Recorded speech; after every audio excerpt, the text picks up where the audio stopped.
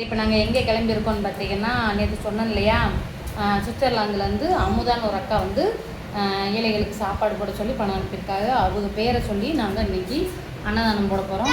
எங்கள் வீட்டுக்காரர் வந்து ஆட்டை பிடிக்க போயிருக்காரு. இந்த பஸ் ஸ்டாண்ட்லேருந்து இங்கே வரதுனாலே ரொம்ப சார்ஜ் ஆகும். நம்ம கும்பகோணம் டவுன் பூரா கொடுக்க போகிறோம். எவ்வளோ கேட்குறாங்கன்னு தெரியல. அதுவும் நாங்கள் சாப்பாடு இங்கே லோக்கலில் ஆர்டர் பண்ணல, பட்டீசத்தில் ஆர்டர் பண்ணியிருக்கோம். அங்கே வந்து நிறைய கோவில்களுக்கு சமைப்பாங்கள்ல, அவங்க நல்லா டேஸ்ட்டாக சமைப்பாங்கன்னு கேள்விப்பட்டு பட்டீசத்தில் கொடுத்துருக்கோம்.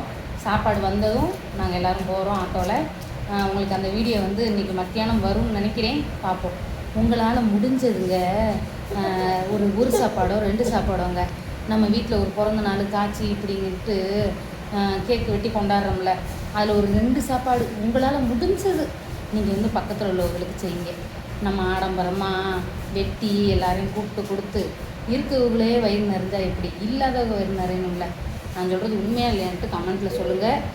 அந்த அமுதா அக்காவுக்கு எங்கே இருந்தாலும் நல்லாயிருக்கும்னு வேண்டிக்கோங்க. அவங்களுக்காக இன்றைக்கி வீடியோ போட போகிறேன், பாருங்கள். மறக்காமல் லைக் பண்ணுங்கள். பாய்.